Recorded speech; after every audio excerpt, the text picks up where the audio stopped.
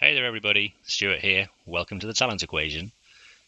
Before we get started with this week's podcast, I wanted to just jump in with a little bit of housekeeping, just to let you know that there's some learning and development events coming up that you might want to be interested in getting involved in. I've got an event happening at Bedford Modern School at the end of November with the fine support of Juan Gonzalez Mendia at Sudamerica Coaching. It's another Future of Coaching event. And I have 4 places up for grabs, 25% off places up for grabs, which I will be allocating to supporters of the podcast. So if you're interested in coming along and you want to take advantage of that discount, then highly worthwhile becoming a supporter of the podcast, and drop me a line as a supporter on the Patreon messaging, and say that you're interested in going, and I will pick 4 people at random, and I'll be able to allocate them a space at that event, and then I'll give you a code and you'll be able to sign in.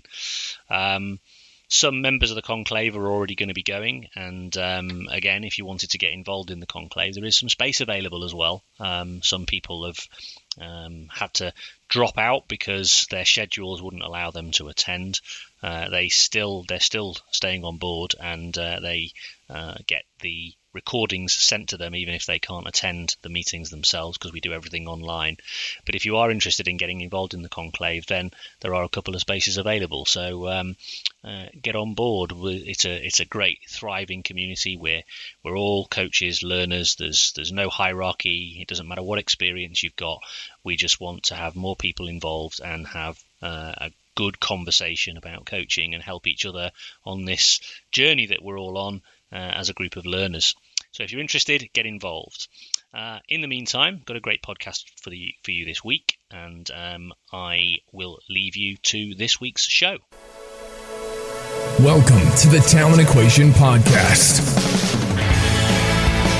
If you are passionate about helping young people to unleash their potential and want to find ways to do that better, then you've come to the right place. The Talent Equation Podcast seeks to answer the important questions facing parents, coaches, and talent developers as they try to help young people become the best they can be. This is a series of unscripted, unpolished conversations between people at the razor's edge of the talent community who are prepared to share their knowledge, experiences, and challenges in an effort to help others get better faster.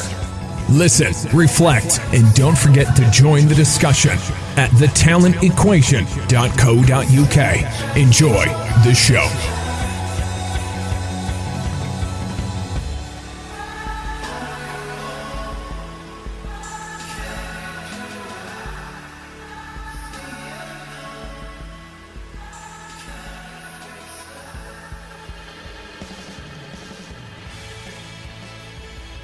Well, I don't quite know how to begin this week's podcast, because I'm really excited. I've got a fully blown author on the podcast. J P Nerbun, welcome.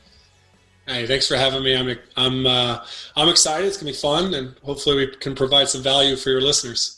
So, first time we spoke, I was a guest on your podcast, and you mentioned that you were busily writing this book. You've kindly sent me a copy, Calling Up, Discovering Your Journey to Transformational Leadership. For a start off, just before I get you to jump into talking a little bit about yourself and your background and all those sorts of things, one of the things I love about the book is the actual name, Calling Up. And the image you've chosen for the book, which is, somebody standing sort of on top of what looks like a cliff or a mountaintop, helping somebody up, is a really great metaphor for how I think about coach development.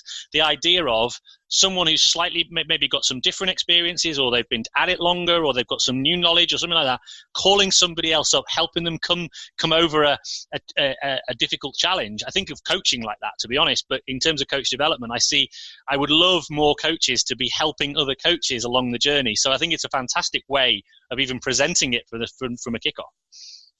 I appreciate it. We were really intentional with that. I mean, that image has stuck with me through the entire time when I was writing the book, is we don't need coaches to, I think a lot of time on social media and other places, there's coaches calling athletes out. There's coaches calling other coaches out. And the bottom line is everyone's on their journey as a coach, and we just need more people willing to walk the journey with each other on that process, right? Yeah, 100%. So for those people who didn't manage to catch me when I was on your podcast, just tell the listenership or the tribe, if you like, about your journey and your story. Yeah, I mean, my coaching journey actually started in Ireland, in Limerick, Ireland. I grew up in South Carolina in the States, played basketball, multiple sport athlete there until I really started to specialize later on, played at Division I level at the University of South Carolina. And after my experience there, I went on a study abroad program in Ireland, and I just ended up moving to Ireland and loved the place. And in my experience there, I walked into a gym one day and wanted to become a basketball coach. And within a few months, they said, he's American, he must know something about basketball. And I was coaching like 5 different teams. It was crazy. And I had no idea what I was doing when I was coaching. But I was passionate. I was excited. I loved the game. And I was able to do some really unique experiences in coaching and build something special. I mean, I was coaching mostly youth level, underage boys, and school level, club level. But I actually even coached. I was an interim coach for the Super League team in Limerick there at one stage for the men's team, and I coached a women's college team at one stage. So I had a vast amount of experiences in coaching. And but then I went on to the States. I moved back to the States and started coaching at the high school level there. And that's where I really started to kind of get into what I've got into now. I think for a long time in coaching, I was really great at what I thought great coaching was. Like I was like, as a communicator, I was a strong communicator, and that served me well in a lot of ways, but I wasn't a great connector. And I was fortunate to really connect in some powerful ways when I was in Ireland with some of the club level teams I was coaching there. I think it was just because I spent so much time with those young men. I organized 2 trips to bring them to the States to play in some tournaments there around the Christmas time. And through those experiences, I formed some really crazy and really impactful relationships that I still hold on to today. And, they stay with me. Many of them came to my wedding, and there's some special stuff like that. And so I had that experience of great relationships. But then when I kind of went stateside, I really struggled with the relationship aspect. And that really kind of caused me to sit back and reflect and go, wow, I may be great at communicating, or at least I think I'm great at communicating, but I'm not great at connecting. And there's a really important piece of leadership that is about forming the relationships and the connections within the player and the coach, and also creating an environment where the players can connect with each other too. And I did a pretty miserable job of that. And so that kind of caused me to step back and to reflect on that experience and looking for changes that I could make in my own coaching. And it was through mentorship. I found a coaching mentor in the States that helped me make some significant progress in that. But when I was making all those changes and all this progress, I had this total shift in my coaching.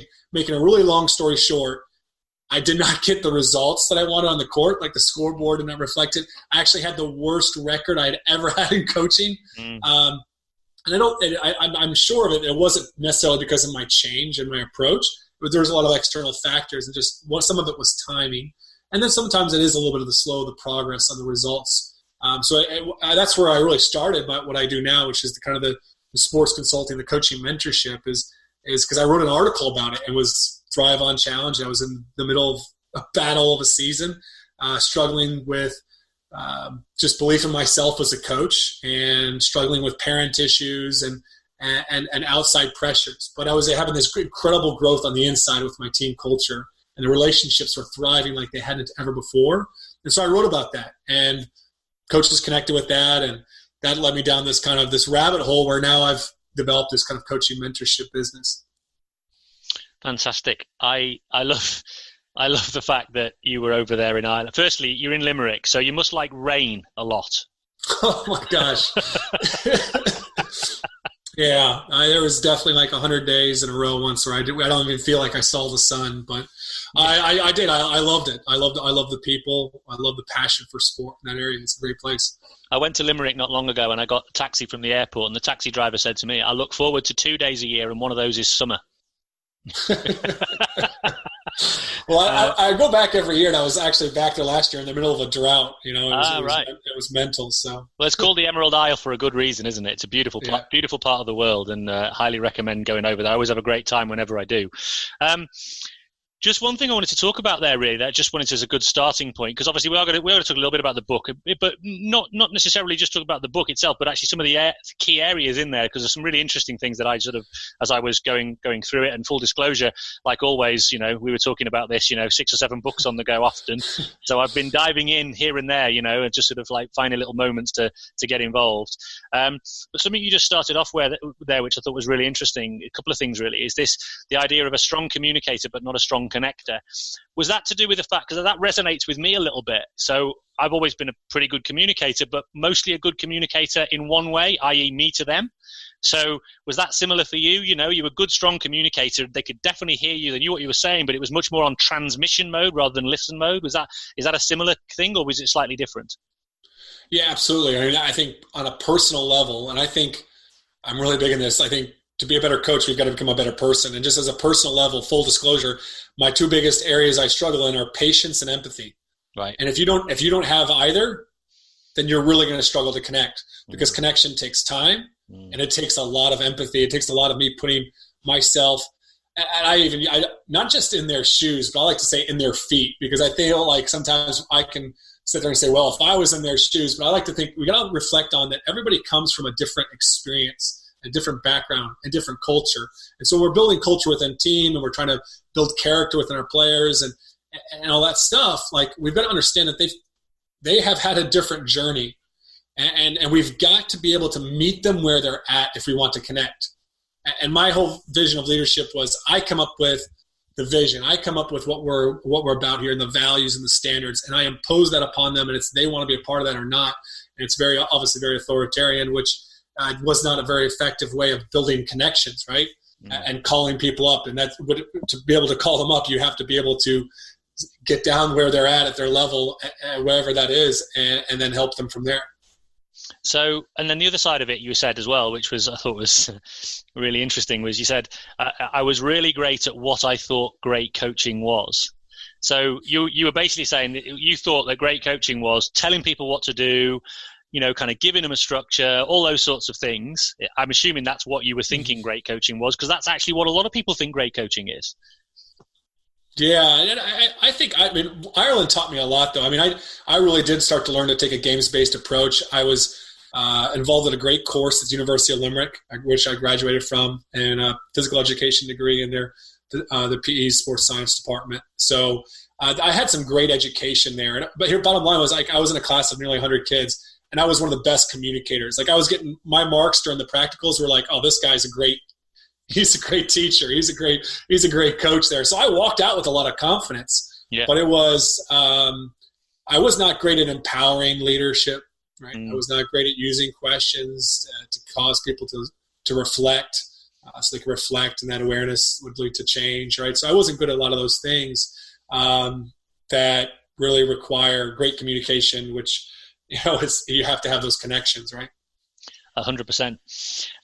It's interesting. Something else that resonated with me just in your introduction there was I went through a very similar experience of like kind of making a shift in my own coaching, going away from a particular approach that had actually brought me some success.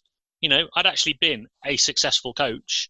If you're using winning leagues and things like that as your success markers, right? And building connections, I like to think. I mean, again, like you, I've got a lot of firm friendships with a group of people I was coaching who we went on that sort of transformational journey together. And I was on a huge learning journey as they were, made lots and lots of mistakes. And then I decided, having got there, it was just there was some dissatisfaction, a huge amount of dissatisfaction. So I've got to move in a different direction. And that also correlated with the worst period of so I went from complete high to complete low in the matter of 2 seasons. And, but it was at that point of me shifting my entire approach. And I guess part of that was, like you say, you're quite right. There was lots of other factors as well. But one of the main ones was me not being 100% certain of who I was anymore. Mm-hmm. Yeah. I think that That's really, really challenging. You know, I was given a talk back at University of Limerick last year, actually, and one of my former players came to the talk, and it was really interesting because we connected afterwards and we talked about, this is a player I have an incredibly strong relationship with. He actually came to my wedding. Great young man now. He's getting into coaching as well, and I feel honored to have had a great impact on his life. But you know, he listened to some of the stuff that I was talking about, which was very contrary to his experience of me as a coach. And he said, you know, I get what you're saying, but like, you were great. I mean, I needed you to yell at me and get on my case and get up in my face. Like, that's what I needed. And it just really led to this really important kind of the conversation. Because like you just said there, you had experienced success. I experienced a lot of success, but I was good at connecting maybe with a few players, but I know I also ran a lot of guys off. And I was like, first off, that's a really important piece. And secondly, I still think there is a better way. There's a better way to connect with you. And yeah, our relationship survived some very, very potentially harmful coaching behaviors on my own part. Yeah. But I realized I needed to change that. And one of those was just yelling and screaming. I was just a big yeller and screamer as a coach. And that is very, very tolerated, obviously, in the coaching community and almost encouraged, right, in some areas. And so when I had to move – you talk about the identity piece. When I decided to make a change in that, just the way I was communicating, I felt like at times it was like, well, am I going to lose my identity as a passionate coach? Right? Like, I'm a very passionate person. I'm very enthusiastic. I was like, how do I remain passionate and enthusiastic without going crazy on the sidelines? Because I was so much, and like that, my identity wasn't that. Like, everybody was like, and so people started coming to our games and like, what's wrong with him? Is he sick? Like he's not going crazy. He's not taking his jacket off, throwing it on the sidelines. He's not sweating. His veins aren't pumping out of his head. And it was because that's what they identified. They had seen me as a coach. I also saw myself that way. And so it was really, really challenging to try to change those behaviors. Definitely. Yeah, me too. I was definitely a screamer and a shouter. Some would probably say I still am, but I definitely worked very hard not to be. But also there's that whole perception, isn't there, that if you're not screaming and shouting and instructing, you're not coaching. I've definitely had that in the past. People come up to me and go, "What are you doing here? You know, you're not really saying anything. You're not really doing anything. Where are you adding value?" And I'm going, "Well, watch." But you know what I mean? At the time, you think you've got to do it, haven't you? You've got to say stuff all the time. Yeah, and there was a really popular kind of thing in the media recently in the States here at a college basketball in the NCAA tournament this March. And there was a very popular coach there, a Final Four coach named Tom Izzo, who got into it with one of his players. And you may have heard of it. It was on social media. I'm sure people may have run across of it. But, you know, the conversation around that was I had two problems with it. One was, did he cross the line? That's what people were asking. Is he crossing the line? And first off, I actually think it's a little bit unfair to get on him because that's how coaches coach every day, right? And that's actually how he coaches every day. But because this got caught on TV and it just looked really, really vicious, it blew up. That's how people are doing every day. So I think it was a little bit unfair to him. But at the same time, that's the wrong question that we should be asking. It's not about, is this crossing the line? It's the bottom line is this the best way to communicate to our players? And the other real issue I had with it is, you know, people were coming to his defense. And one of his players was named former players was Draymond Green, who's popular with the Golden State Warriors. And he came to his defense of his coach because he used to play for Tom Izzo. And the funny thing about Draymond Green is he's a great player and a great person, but what he struggles with is he struggles with the emotional intelligence. Yeah. Like, he even had this big thing where he came out and said, my behavior, I'm not able to control my temper. I go off, I mouth off, I get technicals with referees. So he comes out and he struggles with that. And there's a correlation. People don't understand that, but the way we coach our emotional and our ability to manage our emotions, not just be aware, but to manage them and be intentional in the way we communicate. I mean, this is brain science. I mean, this is like, if we want to help build the connections with the left and the right, the lower and the upper, we want kids to be able to really, you know, be big thinkers on the field or on the court, then we have to be able to understand that and be intentional in how we communicate that. And there's not enough intentionality in that. So the question is, what's the best way? And what's the best way of doing that? But people have this perception, like you said, of coaching, and he's coaching because he's yelling and screaming. And Thomas, he cares about his kids. He cares about his kids because he's yelling and screaming. And that's a big misperception too. I cared about my kids, but yelling and screaming at them is not really a great way of showing that, in my opinion. And honestly, that anger, that rage in that moment, for me, I always call it the rage monster, that comes out not because I care about them. That comes out because I'm really tied up with my identity in the scoreboard of what's happening, and I become hyper competitive. Yeah. I'm desperate for, I don't know if you watch Dude Perfect, but those guys do the rage monster when they do their stereotypes thing. I'm desperate for them to do a coaching stereotypes one. I think it'd be brilliant when they do the rage monster. It's brilliant.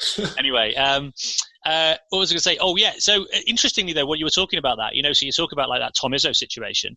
But interestingly, if you flip it as well to the time when Steve Kerr basically gave the timeout, or just said to the timeout, I'm not going to be involved, the players can sort that out, and how that blew up, and people were saying it was disrespectful to the opposition.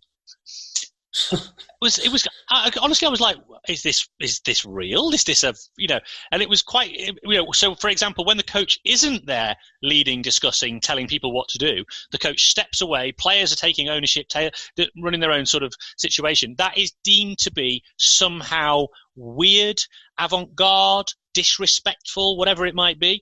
It's very strange the way the world of coaching is being perceived, or at the very least being presented to the rest of the world.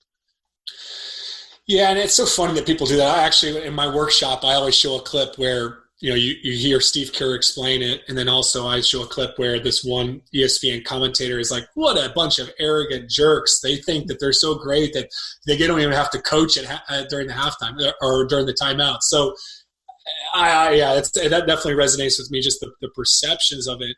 And I think that's just really where one of our biggest struggles is this paradigm shift. But when I'm talking to adults, I always try to do about this and try to help them change their perspective. I just always try to put it in the terms of the business world.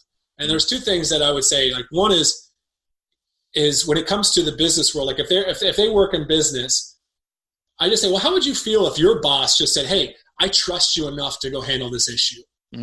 You'd feel great, right? So I just empathize. Like this is the professional world right here, right? You're trying to prepare kids for the professional world. So you would feel great if somebody empowered you and said, "I trust you. You guys have done this enough times that you guys can handle that." You'd only feel great. And the second thing is, and it even just comes back to that Tom Izzo thing of, his defense of his behaviors was, he said to the journalists, like, "Oh, you guys are on my case, but you guys want to have a place where you guys are held accountable." Right, and I'm sure you guys are held accountable by the head of the paper, of your newspaper, or the head of your news station. And then the funny thing about that is, like, I get that, like, we want accountability, but nowhere else outside of sports and leadership are leaders allowed to communicate to their people in such a manner. Like if you're at your place of work, or if you walked into a restaurant and the boss or the manager was speaking to an employee that way, they would be fired on the spot. It'd be an HR nightmare.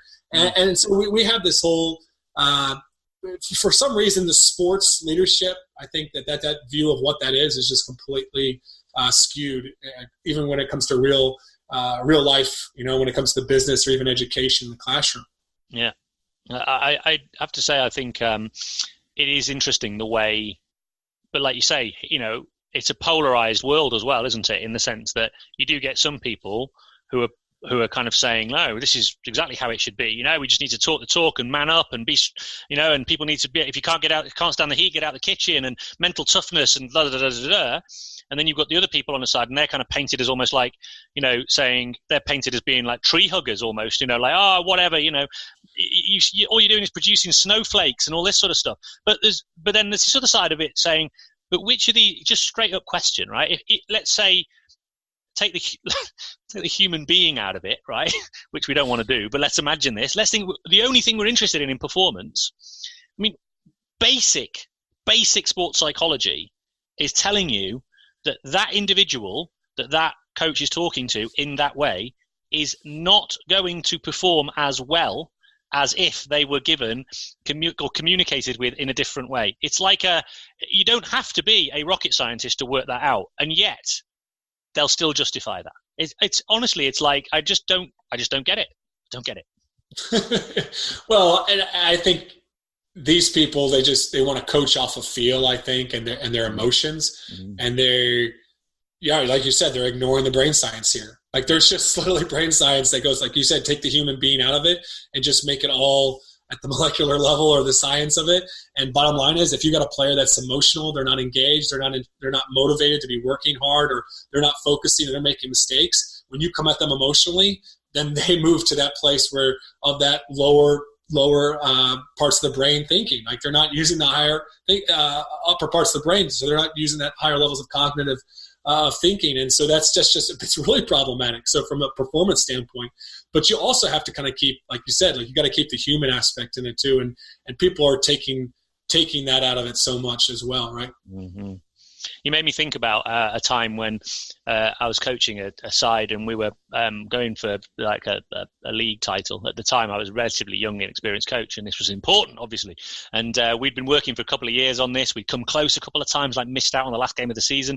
And this point in time, right, we got to the final game of the season. We're playing our local rivals, and we'd beaten them earlier in the season, but they were the sort of team that can, they're going to get under our skin, and they're going to do annoying things, and they're going to cause us a few problems, and they could probably turn us over. And I was really worried about this final game of the season because, like, basically the title's on the line. And I was thinking, I remember thinking to myself, what am I going to do about this? And I found this guy on the internet, Irish guy, in fact, called a confidence coach. So I kind of got in touch with him, had a really interesting conversation. I started saying to him about all my anxieties about, this player's going to lose control, and this is going to happen, and all these sorts of difficulties, and this could happen, and how can I stop it all happening? And he turned around to me and he goes, sounds like the problem's you. And I was a bit like, what? And he goes, well, if you even subtly, informally transmit some of this negativity to your players, what do you think is going to play out? If you transmit your anxieties to them, you're not saying to them, I believe in you. You're not giving them an idea that you genuinely think they can do this. And I did on a kind of cerebral level, but I was concerned about what might happen, it might unravel emotionally or psychologically. And I was a bit, because there's a couple of people out there, pretty fragile, and things can go wrong, and they do, and they did. And anyway, and he said, if I was you, I would just, I think you're going to be the problem here. You're going to get in the way. He said, so the only possibility you've got here is, you're not going to control what's going to happen on the field. You've got no way of sorting all that out. The only thing you need to do, though, is when you're talking to them beforehand, it's just to tell them all about the amazing things. So what was really interesting thing, so then my pre-match one was totally and utterly different. My team talk, which I was famed for these like lengthy team talks, right? Because you got to cover every single possibility and cover everything off, right?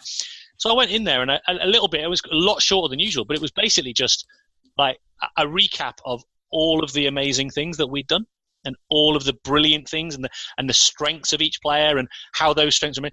And we just wiped the floor with them, 7-4. And that was it. And okay, I'm not saying my pre-match, I like to think my pre-match maybe played a role in that and all those sorts of things, but boy, was that a great piece of mentorship and a great piece of advice. And I'm so thankful that I was able to find that individual to support me, because I could so easily have gone in there basically just oozing anxiety and transmitted that onto the players, and everything would have gone pear-shaped. And of course, on the reflection, it wouldn't have been down to me, because I'd covered all the bases. I'd told them everything they needed to do. It would have been down to them. Boy, was that a useful lesson. Yeah, and just thinking on that, I think it ties back to what you said earlier. I think you really had to be much more intentional in what you were doing, and you weren't just operating off of your emotions. Yeah. And that's where I get really irritated when people are like, this whole idea around transformational leadership is, it's soft. It's just like, it's just tree huggers, like you said, where it's actually really, really hard. Yeah. It's really, really hard to become that type of leader. It's really hard to be intentional. It's very easy for me as a parent, as a coach, as a person, just to go out and honestly just react emotionally all the time, and then brush it off as just, that's just, I'm a passionate, I wear my heart on my sleeve type of person. That's easy to do. It's much harder to be intentional with what we're doing. And what your mentor was getting at there is really the most important thing. So a lot of times coaches come to me, and this is where I was, honestly. I wanted to make a difference in my players' lives. And I thought that started initially with team talks. I thought that started with leadership curriculums. Mm-hmm. And I had a moment where I realized, wait, I have to improve my behaviors. It's a funny story. So I had got a leadership curriculum, and I had hired one of my assistant coaches was designated as our leadership coach. And we'd put our kids in a classroom once a week on leadership lessons. And this one leadership lesson midway through the season was on emotional control and profanity. And there was nobody that was worse at that than I was. And so I'm sitting in the back of the classroom listening to these kids, and I realized I had this moment of clarity because we're actually in my school classroom at the high school, and I'm sitting under a quote from John Wooden, which he had the pyramid of success, and at the bottom of his pyramid of success, he's got many lines, but also one of them is your personal example isn't the most important thing. It's the only thing that matters, right? Your own so here I am sitting underneath it, and my assistant is giving this leadership lesson on emotional control and profanity, and there's nobody in that room that is worse at that. And so I had this realization that my behaviors had to change. Yeah. Now, that was impactful, but my work with a mentor, a fellow named Jamie Gilbert, who used to be with Train to Be Clutch, and in the States, kind of did a lot of sports mentorship. Working with him, he did what your mentor did. He helped me realize even further, if I want to be a transformational coach, it's not just building into my players, it's not just developing character. And it's not, that's kind of like level 3, right? Level 2 is what we talked about, changing my behaviors, the way I communicate, the way I talk. But what your coach, your mentor was saying was level 1. That's where at the heart. You've got to have a change in your, what I call a heart posture. Yeah. And so I always do this activity with coaches. I always say, I do it in the book as well. I have coaches write down their names of their players on their roster. And I say, what's the first word that comes to mind? I want you just to write it down next to that player. And the very first thing that comes to mind when you think of it. And so if coaches were to do that, like, seriously, I would challenge them just even to pause the podcast for a second and do that. And I got when Jamie actually did that activity with me was it was like selfish, entitled, lazy. Maybe a couple kids I had something positive to say about. I think one of them was like not talented, but a good kid, like or something along the lines of some word I had for a phrase of that. But that says a lot about how I see them, and that talks about our way of being towards other people. And we can change our behavior. Like I can change the things I do, but people will sense our way of being towards them. Like you talked about the anxieties. Like you could come in there and you could have changed things, but what was most important is that you had this change in the heart and the way that you viewed people. And I think that's so, so important if we want to become that leader, because they'll see through it. They'll see through it. If we get this coaching book or we're listening to a podcast, this coach or Mark Band comes on there, he teaches you this tactic. But the bottom line is if you're still out there to just get something out of your players, right, to validate yourself, to validate your identity, to ease your anxieties, to prove yourself, they will always sense that. I love that, right, because it's it is interesting because, like I said, I was talking about all of the weaknesses because, my job, I thought, was to improve on weaknesses, to, kind of take somebody's, say, lack of technical skill or lack of tactical awareness and to improve on that. And that's part of it. But I've subsequently come to learn that actually you can be far more impactful if you build on people's strengths. And you really espouse those strengths. And I remember one player I had. He's still. He'll always stay with me. He was a guy who played in one of the lower teams in the club, and I kind of just spotted him one day, and I saw he had a quality that was really valuable to us. I called him particular quality was he was one of those players who was prepared to sacrifice his enjoyment of the game for the benefit of the team. So he didn't care if he didn't touch the ball, as long as he did his job, which was to stop somebody else from getting it. Or if they did get it, to get it off him as quickly as he could. And he would mark somebody, and I called him the glove. Who was the basketball player they used to call the glove? He used to play for, I want to say, the Suns. What's his name? Can you remember? Anyway, you probably remember this years ago. But anyway, so I got it from that. Like, he's called the Glove, right? Because he stays on you all the time, right? So I called him the Glove. That was the nickname I gave him. I called him the Glove. And it kind of built him up, right? And he came and played. And every season we went up. And people would say to me, it's not going to make it at the next level. And I'd say to them, you watch. And he was the first name on the team sheet because he was prepared to commit, and he was prepared to sacrifice, and he was prepared to do what it took. And he was so effective. And what I did was, so his weakness was he wasn't particularly good on the ball. So we just made it really simple for him, right? You get that there. You got a teammate here who's really useful with the ball. You get the ball to them. So his pass completion rate was off the charts, right? He never gave the ball away. He just gave the simplest pass possible. And if anybody tackled the ball, we used to say, right, okay, so that best player over there, right? Glove, you take him out of the game, and the rest of us will sort everything else out.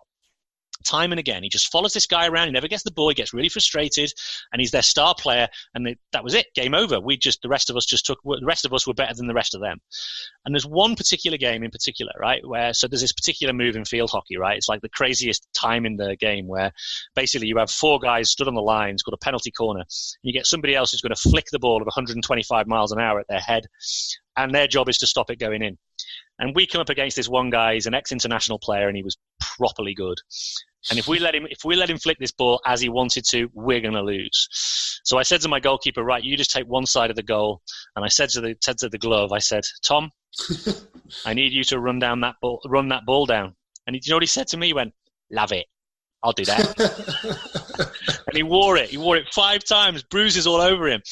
Do you know what? The guy's a hero. He sticks in my mind, right? But the thing for me was, for him, right, was every single day, and I'll talk about him, and I'll talk about lots of other players, but his qualities, his strengths, he's the Glove, he's the man, he's the guy who's the strength, who always, he's there for you, he tackles people, and he just grew in confidence. Every challenge put in front of him, he got better and better. And it just showed me, that was a big lesson for me about the power of emphasizing strengths in people. Yeah, and people need that though, right? And so I think this is, you're onto something here, which is huge. And I encourage almost a lot of coaches to stop seeing yourself as a coach in the traditional terms, but start seeing yourself as a mentor. Yeah. And I think great mentors, if we look at the mentors in our lives, the people, whether it be a coach, a leader, a parent, a family member, that have had a great impact on us, the first thing that a great mentor does is they help us. They instill belief in us, and they help us to reaffirm the things that we value and that we know deep within us. And that's really, really important. So in the instance of the Glove, you affirmed, you helped instill that belief in what he needed to know to be strong. Yeah. And that's so important. So often we want to move to step 2 or step 3 of mentorship. And step 2 is, as a person, if I'm seeking mentorship, I know there's things that I don't know. So kids show up, they know most kids know they don't know everything there is about soccer. They know they don't know everything there is about basketball. And so they're all right, that's where I'm coachable, right? I know I don't know it all. So I know there's things I don't know, and the mentor helps them with that. And I think you really get into great mentorship where it's a really deep relationship. Then as a mentor, you can start to help them with the things that they don't know that they don't know. Yeah. And but those are really hard conversations. And those are typically around our character, right? Yeah. If a kid's struggling with a certain area with his attitude or his effort or his focus, and it's a character issue, but we want to jump in and we want to jump to level 3. And it's the same in mentorship. Like, so often coaches come to me, like yourself there, we're struggling with this belief in our own coaching ability. And what they need first off is just conviction that, yes, you're not a perfect coach. Yes, some of the things you may do aren't the best way, right? But you're doing the best you can with what you have, right? Yeah. And they need affirmation and just that in what they're doing. Because sometimes they're trying to make a difference. They're trying to take care of kids in the right way. And then maybe they're not getting the results they want, And so there is that struggle. So this is really, really hard. And so it's not always just soft, fluffy coaching of positivity, like in some of the ways that you were showing there. Before you can move those hard conversations, you have to connect with them. You have to instill belief. And moving from where I was in the early part of my career, where coaching was transactional. I give you this information, in return you perform better, and then in theory we both succeed. towards, as you talk about, and this is a nice segue into the book, transformational. You're actually helping an individual make a transformation in themselves, which then allows them to become a better version of themselves. And in so doing, we both go on that kind of learning journey together and improve. I think one thing I wanted to just say about the book, for me, is it really reminded me of a book that is really, really relevant, that stayed with me a lot as well, which is Patrick Lencioni's 5 Dysfunctions of a Team. Because you write it like a novel, you're writing it, it's a story. So this isn't like here's a leadership book and there's leadership principles. Yes, there's lessons to be learned here and there's key things to be drawn out, but you've written it in the story, and it's the story of a coach on their journey and the experiences that they have. I wanted to ask you firstly, is there an autobiographical component to the book? Yes, there's much, and some of the obviously, that starts off with this metaphorical journey of climbing a mountain, immediate mentor, but there's a lot of examples there that came from my own experience, which, as I also was writing the book and I started my working with coaches, I realized my experiences were shared by so many others. So that's the coolest thing about that, is there's 2 big questions or big things that people, like, their initial reaction to the book is how much of this is autobiographical? Because if it is, that's a hard journey. Yeah. But the other thing is, like, I'll get messages, I'll get emails, and people will be like, oh my gosh, I literally have lived chapter 1, or I have literally lived chapter 5. Yeah. Like, this is me. I've been in there. So that's what's been really kind of cool, is that people have been able to connect with it. And I think it's really important, because I know when I was going through that time of just extreme self-doubt as a coach, I felt like I was the only one. Yeah. Like, I didn't realize other coaches out there I felt maybe people were up all night and couldn't sleep because they couldn't figure out the tactical changes they needed. Yeah. And what I've kind of realized is, as I've worked with coaches all the way up to the Division I level in the States now, some high levels there for college. Even just the higher you go, actually, and you may have known this in your relationships with people in coaching, kind of the higher you go, actually, the more lonely the journey can be. Oh, yeah, definitely. It's a really lonely journey. And people need to know that, I think, like, you're not alone out there. So that's what I was the big motivator for me to write it in this fable type format novel, is that people can connect with the story, first off. And then secondly, there is a lot of practical things that I share in there. And I think it's great to hear it in, like, a leadership book where it's very nonfiction-y. But here I wanted to say, hey, here's a story, and this is what it could look like. Yeah. This is what this principle and action, when it's applied, what it looks like. And I think that's really important for me, is when I was working with a mentor, is being able to walk through, hey, well, what would this look like for my team? Yeah, because I get that, but it doesn't look the same for every team in every context, right? So I try to give some strong examples of that as well. Well, that's one of the things I really love is, I mean, I think human beings learn really well by storytelling. It's the way we've learned over, hundreds of years, is telling each other stories, passing on our cultural heritage and our cultural values through our stories, through our messages. So for me, I think the fact that you've chosen to use a storytelling approach makes it, for me anyway, far easier, and it's actually it's got more resonance, because it's like you said, I mean, chapter 1, I'm like, oh, right. Is he right? Change the name to mine, and I've definitely been right there. I don't know exact experience, but pretty damn close.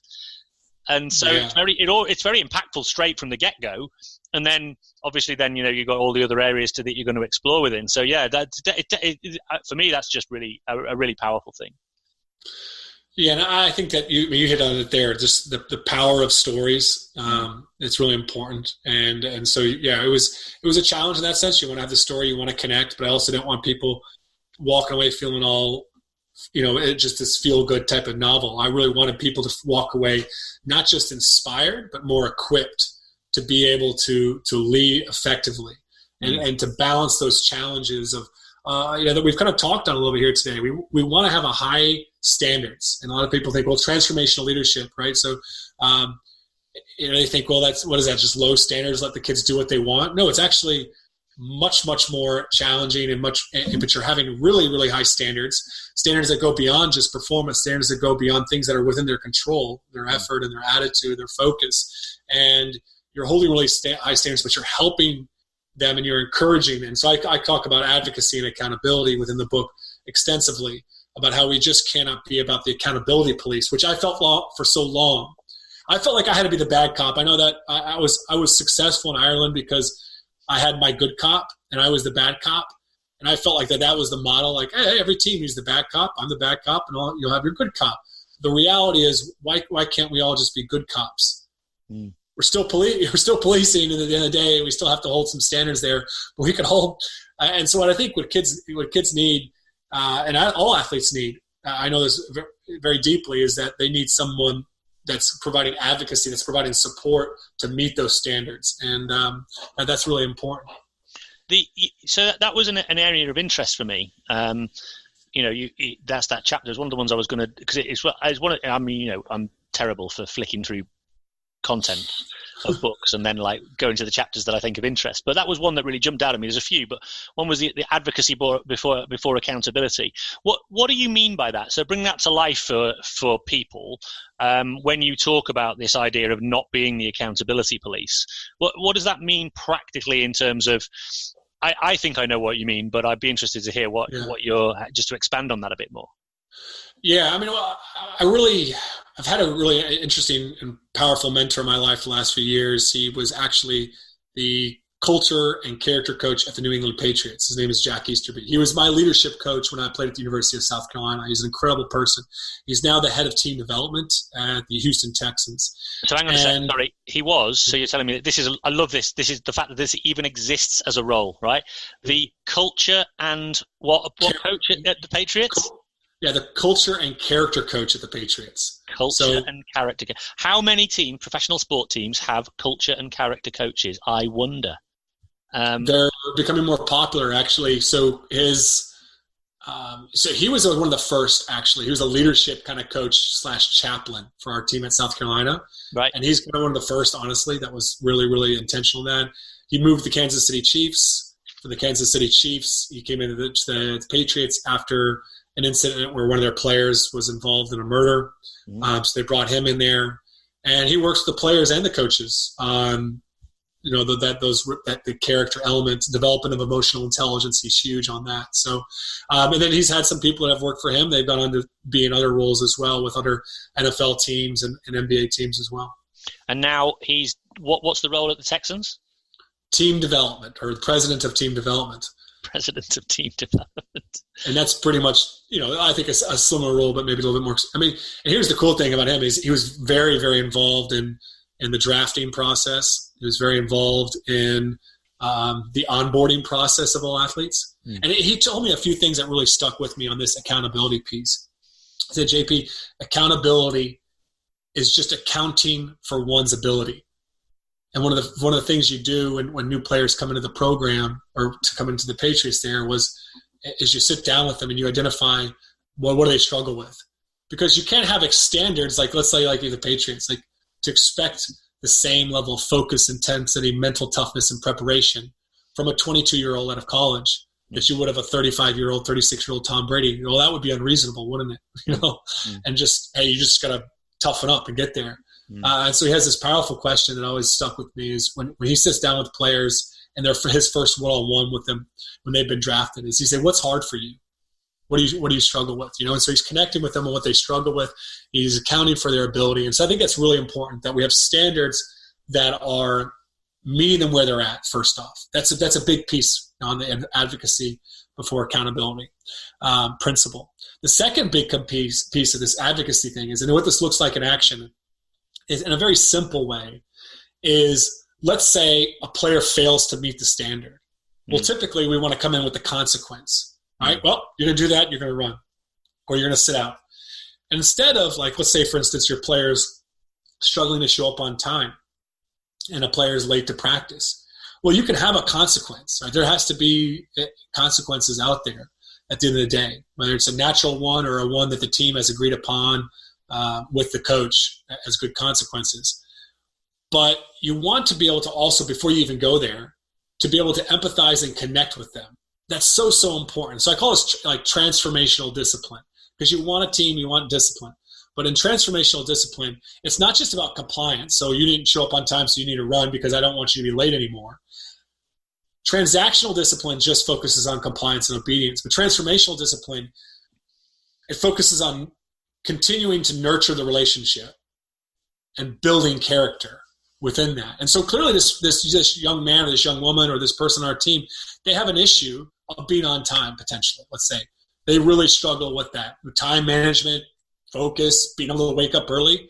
Well, now you, instead of, and this is where this comes from the heart posture shift, and this is where it really starts. Instead of when they're late, I going, oh, geez, Johnny's late today. Now I've got to deal with this problem. It's like, Johnny's late today. I now have an opportunity to help Johnny learn about how to manage his time better or how to wake up early or, whatever it is that he's struggling with. I have an opportunity to develop character in this moment. And to do that, you have to have the advocacy piece. You don't just come with the consequences, right? You got to come in there. You have to connect with them. And there's ways to do that of using questions to bring self-awareness, a little bit of empathy. Hey, I understand a 5 a.m. practice. That's really tough. Right? What's so tough about that for you though? Like, what do you struggle with on that? And so you learn more about them and what they're really specifically struggling with. And then you mentor them and you help them. All right, well, what can you do next time so that you can try to avoid that trap of being late? And you work with them. Oh, and then by the way, if it happens again, yeah, there's going to be this consequence. That is the reminder. So it isn't just there's no consequences, but you're giving them the support. And when you do that, you start to transform the relationship, because it's not just about getting what you want out of them. It's about what can I give to this person in that moment. That's really, really interesting. The compliance side of things for me, I mean, it's just really important, isn't it? And I think a lot of people think that if they get compliance, they've done the job, because actually, for a lot of them, they haven't got compliance. So getting compliance is a big step for them. And they think, yes, right, now I've got compliance, now we're in business. But you're saying, yeah, let's go to the next level, right? Because compliance will only get you so far. Where you want to go to the next level is actually to begin to look at the kind of the transformation, because what you're doing is you're changing the individual. There's a reason why they're struggling to meet the standard.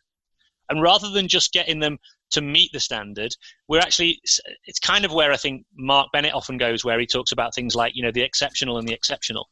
So, the acceptable and the exceptional. Compliance is acceptable, right? We can hit the acceptable standard, but we're going to strive for the exceptional.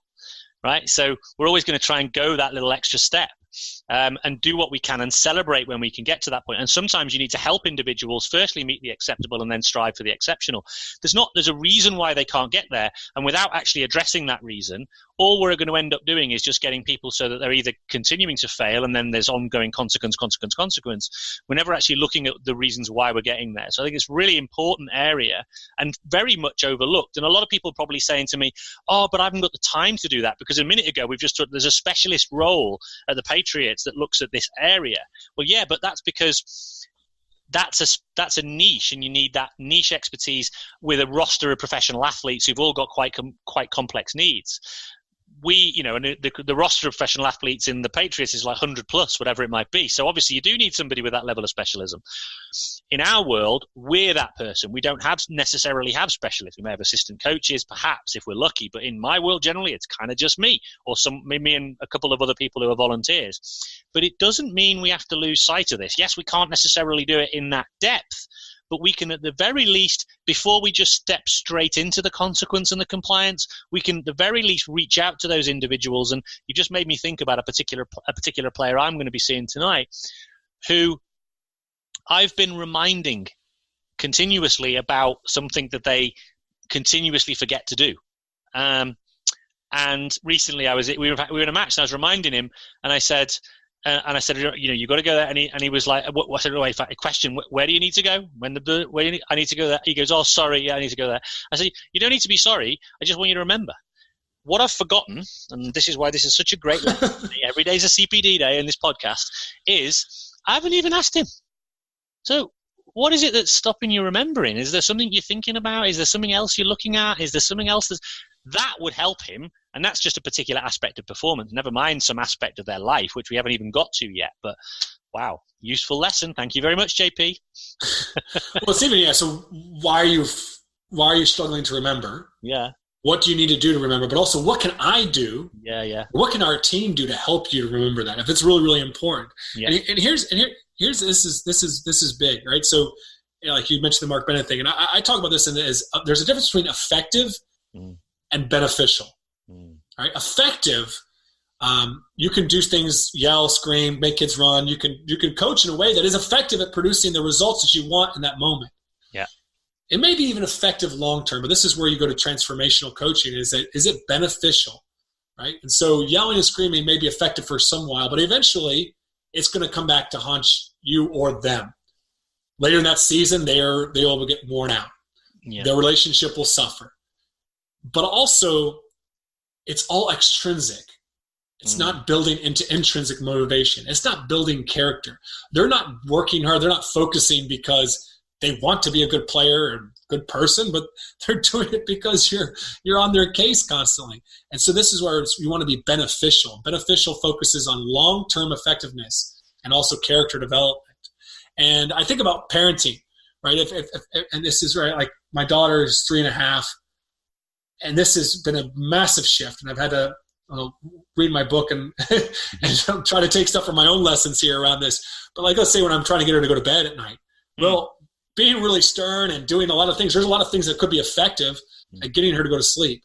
But the most beneficial way often takes a lot more patience and a lot more empathy with understanding that she's exhausted, that she's tired after a long day, and that I have to be a little bit more patient so that she can take the steps before. So I'm not doing everything for her to get her ready for bed, but she's actually doing that. That takes a lot of patience and empathy.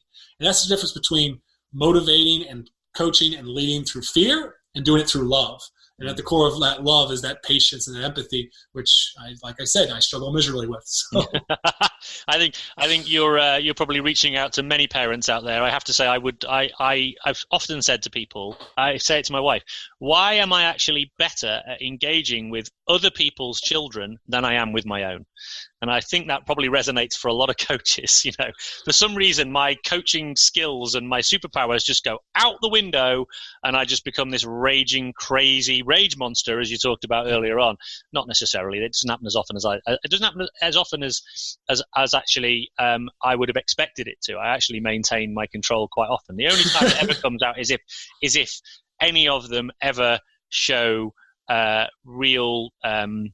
Either disrespect or act in a way that is what's the word I'm looking for?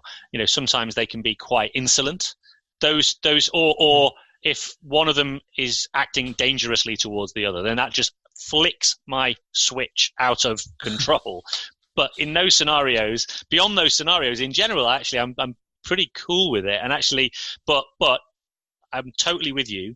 I sometimes lose sight of the fact of the stuff that's beneficial for the stuff that's effective. Yeah, and it really comes back to so there's these strategies, and I go through the book about different ways that you can help players to self-correct.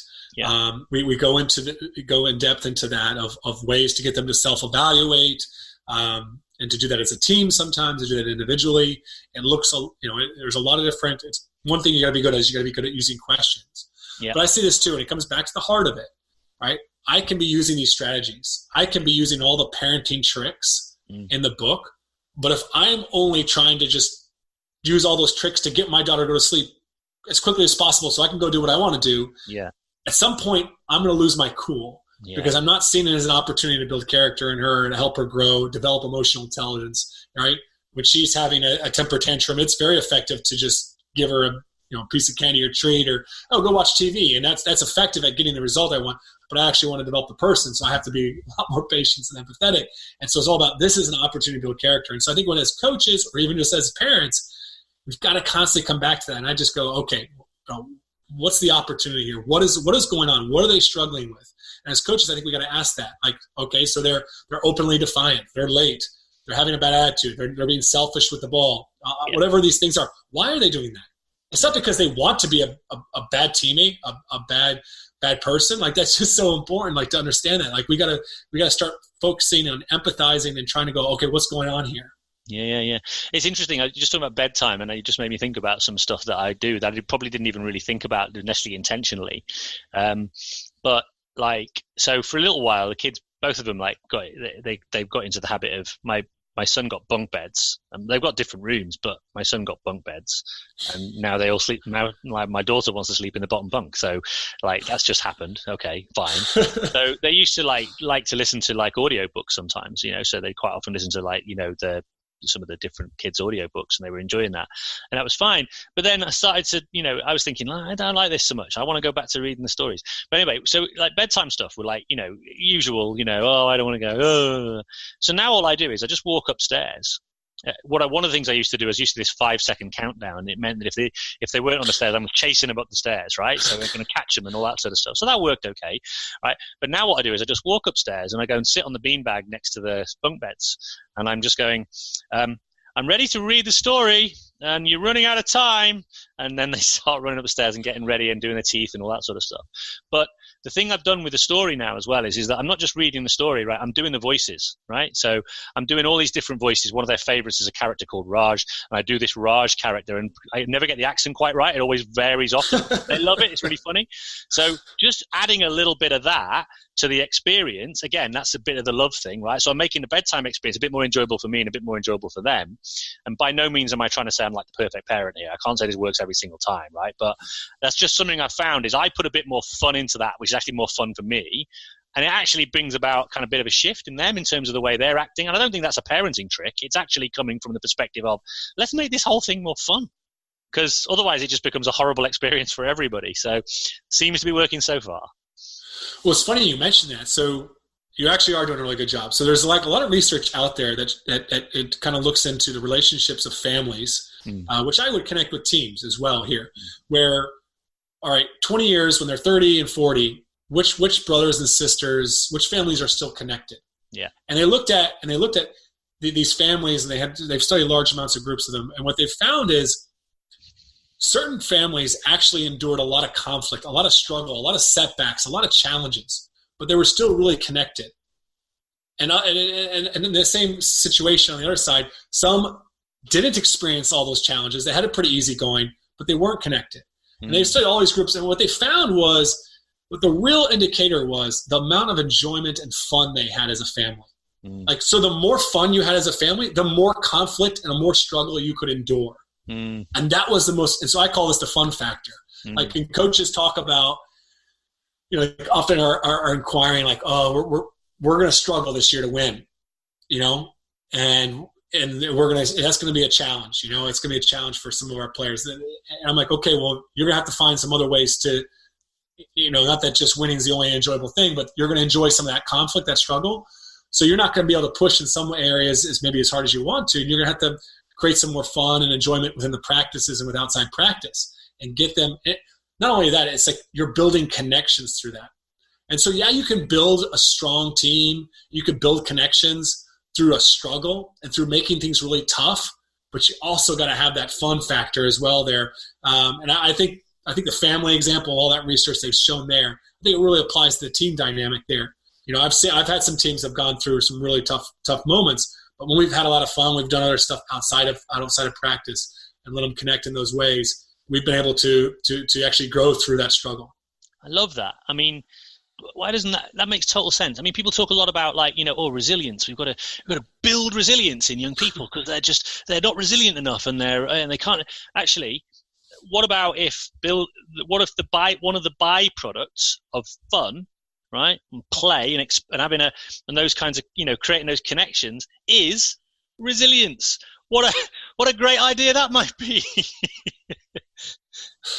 Yeah, I mean, I think that is a huge thing, and I've got one coach actually. He works with a girls basketball team and a men's guys basketball team at the high school level, and one is the guys team is fairly successful, very very winning record. The girls team like 5 games in the last couple of years, and this is rare that a high school coach would do both, but he happens to do both, and it was really interesting. And we're designing that first week experience together, and what that should look like, and how they should form connections in their first week of practice. And one of the things that I suggest in the book is actually kind of what we call a bit of a hell week. It's something you can do where you make things really, really challenging physically, pushing them. And that builds and bonds the connections. And it's popular in the military. right, is doing that. And the group and the Navy SEALs call it the log PT, right? So there's that shared suffering. Yeah. And because we've done this together, when things do get tough, we'll bond together. Well, and for that guys team, that would work potentially fairly effectively to do some format of that, because they already have some connections, they've experienced some success, right? They can challenge a little more. This girls team is the culture is struggling in some areas there, and so he's got to really totally reshape that. And so I think that his focus is more on, Ben, yeah, we're gonna do some stuff that's hard, but we're also gonna do some stuff that really connects us as a group and has a lot of fun. There's a lot of interesting ways to do that, and it's not just silly games. I think my co-host on my podcast and good friend Nate, he has great ideas on this and how he does with his teams, and he has the character team dinner. Right? He just takes normal things like team dinners that they might have, and he just makes them enjoyable. In the character dinner, he actually assigns every player on the team a persona. Like there's the motivational speaker, there's the person that hates the colors red and black, so they're really anybody that's wearing red and black they're really rude to, or they give him like the doctor, or they're just like these funny personas that he comes up with, and he just creates fun experiences that are just out of something that's just normal. And I think a lot of times coaches want to jump to, okay, I got to take my team rock climbing or some silly, bowling. I know that stuff's good, but how do you just take the normal stuff outside of it, the bus trips that you have to take to the matches or the games? How do you turn those into fun experiences? And here you've taken your experience with your children, which could just, I've already like taking that tonight. Like I got to use more funny voices. You've challenged me, but just how can I make this more fun? So they're excited to do this rather than, all right, because we have 3 books every night. Mm-hmm. It's just like, can I get these 3 books? How quickly can I read these 3 books? Yeah. It now needs to be, how much fun can we have reading these 3 books? Absolutely. Yeah. I'm it's better for me. Just switching gears slightly. One of the things I wasn't just quickly talk about was one of the chapters in the book that really kind of jumped out at me and I kind of dived into pretty early on was this idea around surrendering the destination. Talk to me more about that. Oh, yeah. And I think this is really, this is hard. Now, this is at one of the, probably the most biggest struggles that coaches face. And so it is early on in the book there. Yeah. And you want to do it as a coach, and obviously you want to try to get your team to do this. And it's about that focusing on the process and focusing on what we can control, and then realizing that the destination, our outcomes, we have very little control over that. Mm. And as a coach, I know I've worked with some high-level coaches, and I get and they have a lot of pressure and a lot of spotlight on them to win and to perform. And I know the reality is their jobs, their livelihood, their careers are on the line. And it comes down to their team performing and the results. But there's 2 things to know. One is focusing on those results and focusing on those outcomes and trying to feel like we have some sort of control. It's just going to create more anxiety, more stress in our lives. And it's going to shift our focus off of the things that we can control.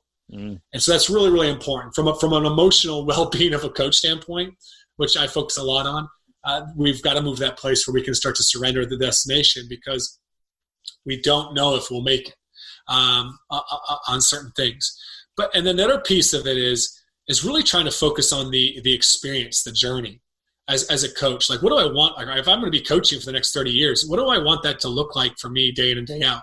Like, what would be an enjoyable experience? And also for our players. And then we really try to do this a lot with our team, the teams I work with, is, okay, we want to go win the championship, great. But in pursuit of that, what do we want that to be like? And you can really to focus more on that, because we're a results-oriented culture. We're all about whether we're making it to the top or not. But you really want them to focus on that experience. And one of the most powerful questions I think coaches can do is, all right, what do you want that experience to be like?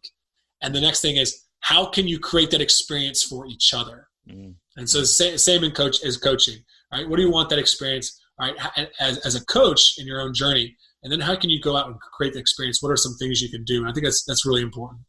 It's funny, you've reminded me of something that I'm very passionate about, which is at the beginning of a session, or more often than not at the beginning of kind of a season, and then periodically within it, I'll say, "What do you want from me?" what would make this season, this session great for you from me? And I ask them how they want me to behave. And then I then say, and then what do you need to do in order to make it great for each other? And I think that's a key thing for me, because the starting point has to be them saying to me, well, we want you to be like this. We want you to make the session look like this. We want you to act this way. Okay, great. You can hold me accountable to that. And you guys said you're going to act this way with each other, and I'll hold you guys accountable to that, going back to the accountability side of things, and help you remain, because we can sometimes fall away from that. This point about the destination piece, one of the things that resonated for me so strongly with is because it's an area I think a lot of coaches who write into me always talk about, I think, and they struggle with, which is the more interested you are in the outcome, i.e. the destination, wherever that might be, the more important that is to you, the more you will lose sight of the people that are part of this journey with you. If you only, and I've thought about this before. It reminded me a bit of like riding the. If the only thing you care about is where you're going to get to in the car journey, you're driving the car. When are we going to get there? When are we going to get there? Like my kids ask me, right? You lose. Oh wow, look at that over there. That's interesting. You just lose sight of all the great. I only want to get there. Okay, great. And all the way along the way, you've actually made the journey less enjoyable for yourself, and certainly for the people on the journey with you, because you're not actually valuing the experience of getting there. So I want to flip that round, and I think this is where I think the central message is coming from. And this is where certainly what I took from that piece. It's a relatively short bit in the book. The bit I took from that was maintaining that whole focus on the experience of the journey and making that as nourishing and as valuable as you possibly can, then might, and it is a might, lead that you might end up in that destination. But if you fall short, you've still had a brilliant time. And then from going through that process, but I would always argue that if the only thing you're interested in a destination, you might get to your destination, but you've missed out on a whole load of things along the journey. I would also go as far as to say, if you're only fixated on the destination to the expense of everything else, there is more likelihood you won't reach your destination than there is the other way around. So it's a strange dichotomy in the world of coaching, isn't it? Yeah, and it's about really what's really important to you. And there's obviously the book, and that I would like call him like the father of transformational leadership, is a guy named Joe Ehrman, who wrote Inside Out Coaching. And in his book there, he challenges coaches to think about their deathbed. Right, and what do they want other people to be saying about them? And the research is all over the place there. When people are on their deathbed, they want to know that they matter, that they've had an impact on their people, and the things they want people to say about them aren't about the money they had, the cars they drove, the championships they won, or anything like that. It's about that they were a good person and that they impact other people. And so one of the biggest themes in the early part of the book is that what really matters about today in this practice session, what really matters about the season, and the only things that really matter are two things: who I'm becoming and the impact I'm having on other people. And that's what we should be focusing on. And when we do that, we're actually going to have a much better chance of being really successful in the transactional side, the scoreboard side. That's not easy to do. It's something that I think every coach struggles with on a day-to-day basis. But it's so interesting, because you see coaches out there, and just to point out the Tom Izzo thing from Michigan State, 2 weeks after that incident where he was yelling at the player, he was in the Final Four, and he was pursuing his second national championship. There's a lot of coaches in the NCAA at basketball that have one national championship. There's a lot fewer with two. But he said straight up to the media, he says he really felt like he needed to win this national championship to validate himself as a coach. And if I was to have a conversation with him, I would just say, when you get to two, you'll realize that it's not enough. You're going to want three. And John Wooden, the UCLA basketball coach, the legendary coach in the States, he always said the coaches that he really, really loved, he always wished that they could win one national championship. The coaches that he that he probably didn't have so much in a high regard. He wished they could win more because he realized that winning a lot just didn't actually bring a lot of fulfillment and joy. And so there is this achievement trap that we can fall into so much as a coach, that thinking that we've got to win. But the reality is, as in the book, like you get to the top of the mountain and you look around and you go, oh, there's another bigger peak to climb over there. Like there's always more that you can do, and it's never going to be enough as you try to fill that. And so I think it's very, very important to be aware. Just like in life, like just these championships, these trophies, they're not going to, if we're trying to fill ourselves up with those things, they won't matter. What matters is the relationships, and that's where we got to pour our effort into. And we have stronger relationships that are based in things like good things too, like accountability and high standards and improving people. Because I'm sure when you ask your girls those questions, like, what do you want me to do for your team, your practice experience? I'm sure they're not just saying be nice and have fun and cheer us on. They're saying challenge us, hold us accountable every time, right? Every team we go in and we go, what do you want your experience to be like? Yeah, they say fun, enjoyable, but they also say challenging. Like they identify it. Once they've identified it, you can help them through that and that, because they've empowered you. They've said, yeah, hold me accountable. Yeah, absolutely. And you know, firstly, you're saying, well, look, I'm here to serve. I'm here to serve you. I'm a servant leadership. I'm here to serve you, and I'm going to do my level best to try and provide you with the sort of experience that you're looking for. That's the starting point, the experience for you. And then the second bit, you know, I think a lot of us are focused on the content. A lot of us are focused on what we've got to do. And I think the bit we've got to try and focus on, in my view, is what is it they need? What is it they're after? What do they want? What is it they want? What is it they need? And actually, we're always trying to navigate between wants and needs.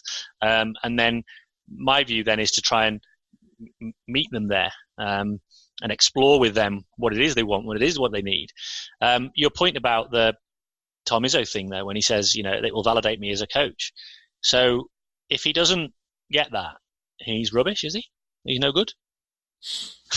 Because you're not in control of it. I mean, genuinely, right? If it's like, you know, 110, it goes into overtime, and you know the ball bounces off the rim and doesn't quite make it and goes in the other end, or whatever it is, right? Or some geezer throws it from one end of the court to the other, and it makes it, and they lose. He's invalidated himself as a coach because somebody else made a miracle shot. Is that how it works? It is. Why you'd say that? I know it's appealing, right? Because it's like the sort of stuff that the media feeds off, don't they? Right? Oh, yeah, he's invalidated. Ooh, Izzo's going for it. Yeah, but just why do we keep peddle these kinds of narratives? Why do we even believe this stuff? Yeah, it's funny though. Like I was on social media today, and I was looking through a few things, and I'd seen a few people comment on stuff, and I always look at people's bios, what they put in the top left corner, and it's funny how we identify ourselves and the few characters we can put on a Twitter profile. Yeah. And I think we've got an interesting situation when we see so many coaches. I'm 3-time championship coach here and there. Yeah. And for the listeners that do have it there, I don't mean to be calling you out, but like, is that really how you want to identify yourself? Yeah. Is the championship coach, you know, not about the father, the mother you are. You know, you don't want to, like, it's got to be more about the relationships, you know? I mean, my greatest moments in coaching are in a box. They're up and it's not the box with all the trophies that my wife put into a diaper box. Yeah. They're in a box where I have all these letters from players, and they're telling me about the impact that I made on them. And I mean, I get letters like that, and my wife, actually, she starts crying more probably than I do, but she just, and I think that's honestly what made me attractive to her, is that she just said, like, oh, there's this guy here. Not that I was successful in coaching. It was like he's a person that cares. And I think as we're trying to become better leaders, it comes back to this idea that I mentioned at the beginning. We've got to become better people, and the person that we want to become, and that values other people. And I think that's really at the heart of it, you know? 100%. That feels like not least of which for the fact that I've heard the front door go, which means the family are back from school. That feels like a nice way for us to kind of bring the conversation to a close. It's nice to have these kind of like almost like natural closing points. Hey, but I don't want to just cut this short. So first and foremost, thank you for writing the book. Right, I know I said I've been sort of dabbling with it, but it's far more than that. I find myself every time I do step into it, I find myself engrossed. There's a lot of books out there where I'm a bit like, struggling away with it. This one's not like that. I'm definitely driven to finish each chapter because of the way you've written it. And I think, like the fact that there is some autobiographical stuff like that. I wish more people were prepared to share their personal experiences in such a way, because I think it's very, like you said, it resonated with me. It's going to resonate with other people. So I really, really value the time you've taken to do so. It's not even out yet. I know we're you're out in a couple of months' time, aren't you? Towards the end of the summer. So where can people find it if they want to get hold of a copy?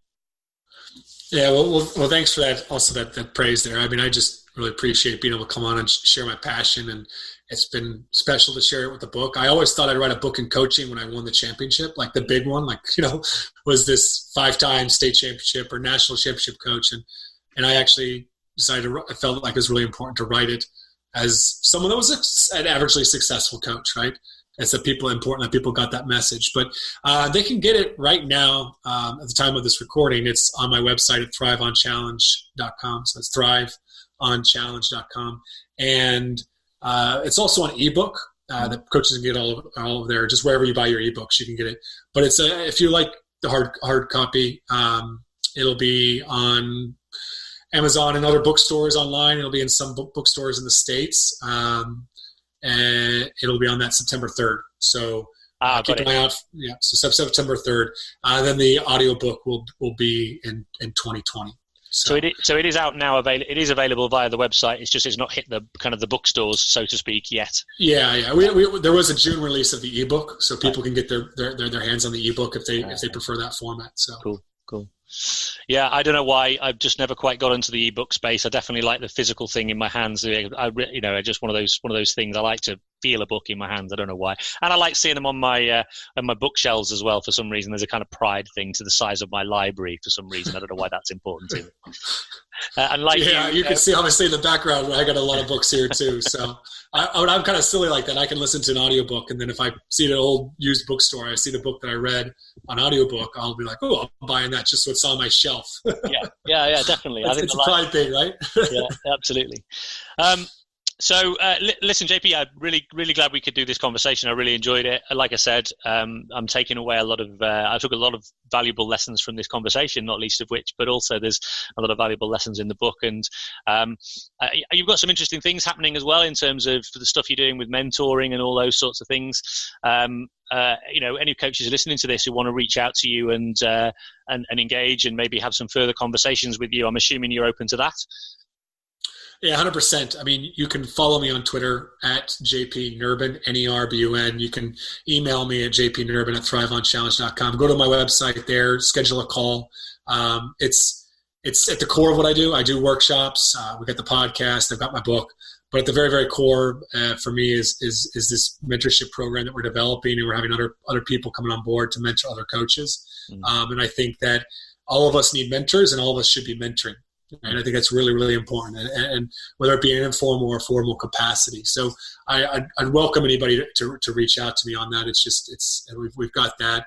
That is so important that other people, we can get something out of a great weekend, but what happens in 2 months' time, right? We need some people there. And I know you do some stuff, and Mark Bennett does some stuff too in the area too, that I think is just brilliant, that we just need more of it. Awesome. JP, thanks for spending some time with me this afternoon. Absolutely.